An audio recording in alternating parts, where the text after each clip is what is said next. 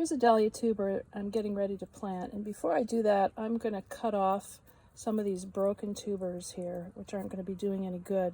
It's not totally necessary, but I just find it takes up less room in the pot, and why not get rid of them. On this clump, here's the old stem, here's the tubers, and you can see maybe here's an eye, this little red dot here, and that's where the first sprout is going to come. There's another eye down in there too. So anyway, I'm going to cut off these broken tubers. This happens either during harvest or washing, which happens in Holland, or during shipping between Holland and the US, or between us and your house.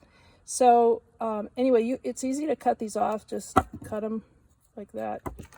And these other ones, you can cut off some of these little bits here if you want, but if they're attached, I just leave them.